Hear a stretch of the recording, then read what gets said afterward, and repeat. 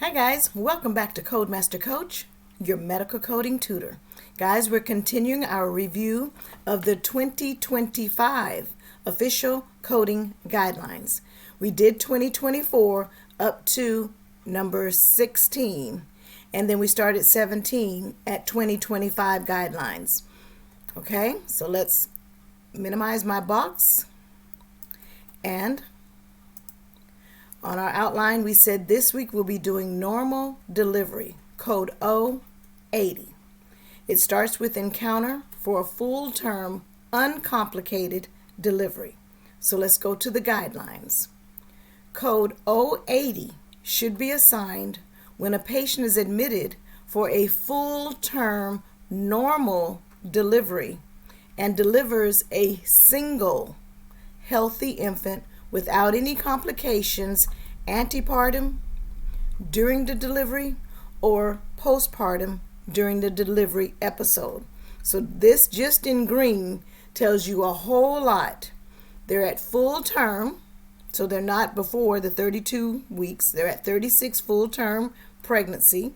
It's a normal delivery. It's not a C-section. They have a single birth, one baby. When it hits twins or triplets, it is no longer a normal delivery. And it says healthy infant without any complications, whether the complications were during antepartum, during the delivery, or postpartum during the delivery episode. All of those conditions justify a normal delivery code 080. Also, code 080 is always a principal first listed diagnosis. It is not to be used if any other code from Chapter 15 is needed to describe a current complication of the antenatal, delivery, or postnatal period. So if there's any complications, you cannot use a 080 code.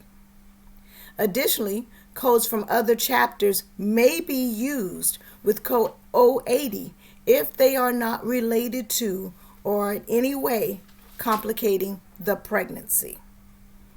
All right, let's go back to our outline. So that's encounter for full-term uncomplicated delivery. Number 2 says uncomplicated delivery with resolved antepartum complications. Let's go to the guidelines for number 2. Code 080 may be used if the patient had a complication at some point during pregnancy, but the complication is not present at the time of the admission for delivery. So here it's telling you if there was an antepartum complication, it must be resolved before the delivery. All right, let's go to number 3. Outcome of delivery for 080. So let's see what number 3 says. Z37.0 is used for single live birth and is the only outcome of delivery code appropriate for use with code 080. So notice how 080 is very thorough, straight to the point. Single healthy, normal delivery, no antepartum or during the delivery or postpartum during that delivery episode complications. The 080 must be the principal diagnosis. It cannot be used with any codes from Chapter 15. However, additional codes from other chapters may be used with 080 as long as they're not related to the pregnancy, and any antepartum complications must be resolved before the admission for delivery, and the Z37.0 single live birth is the only outcome of delivery code appropriate with code 080. All right. Only thing I'm adding is I'm referring back to the notes that I gave previously. Let's refer back to our notes for normal delivery. If there are no complications during labor or delivery episodes, code 080, which is encounter for full-term uncomplicated delivery, should be assigned. And just remember, in order to use code 080, the delivery must be entirely normal, no fetal manipulation. If the baby was breech and the doctor had to manipulate the baby and turn it around to make it head first, that is not an O80.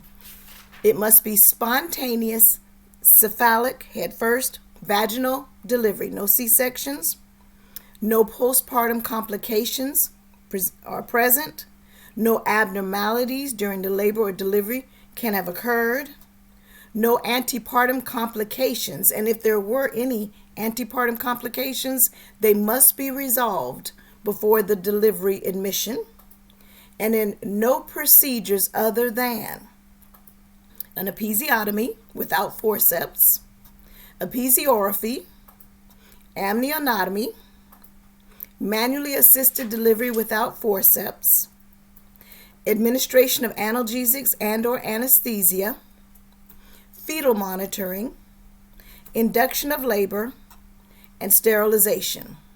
So these procedures can take place with an O80. Okay? These procedures. All right, we're down to O, the peripartum and postpartum periods. Number 1 defines peripartum and postpartum periods. So let's go to the guidelines and see what it says about peripartum and postpartum periods. The postpartum period begins immediately after delivery and continues for 6 weeks following the delivery. The peripartum period is defined as the last month of pregnancy up to 5 months postpartum. So can you see the difference between peripartum and postpartum? All right. Number 2, peripartum and postpartum complications. Let's go back to the guidelines on that.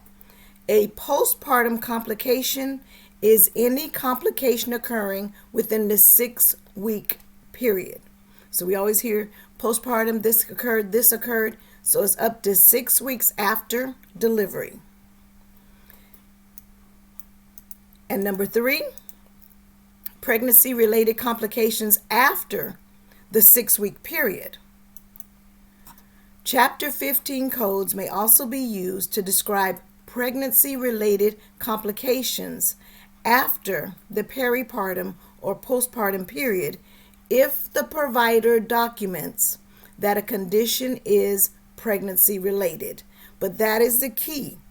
To identify a pregnancy-related complication, the provider must document that the condition is pregnancy-related in order for us to code it as a pregnancy-related complication.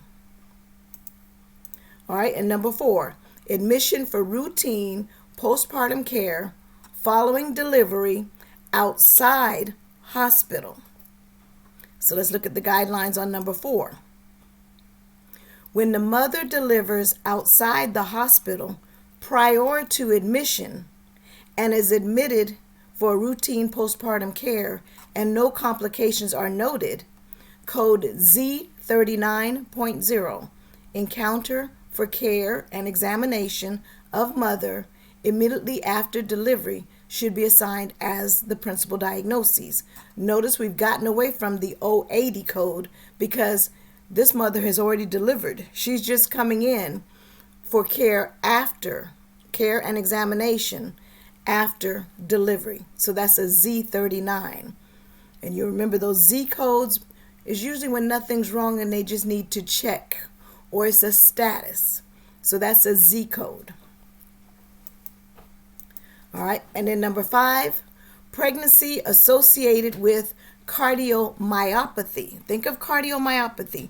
Pathy, disease, cardio, heart, myo, muscle.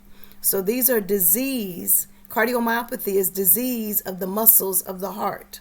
So let's look at number 5.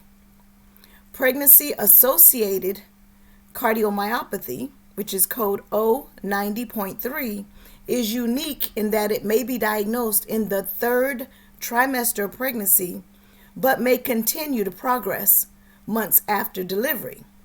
So for this reason, it is referred to as peripartum cardiomyopathy. Because remember, peripartum is the month before and up to 5 weeks after delivery.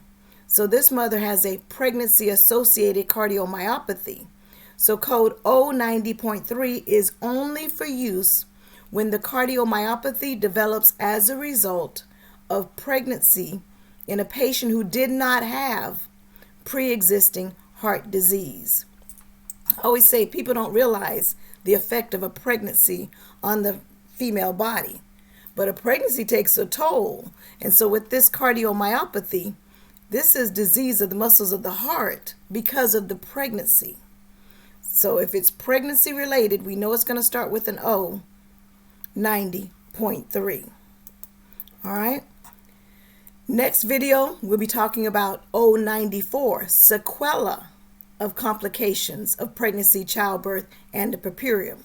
So between now and my next video, I want you to think about what sequela means. I always say sequela, the result of, a manifestation of. Okay? All right, guys, stay in your books studying, and I'll be back with next week with our next video as we continue our series on the 2025 official coding guidelines. Thanks, guys. I'll see you in the next one.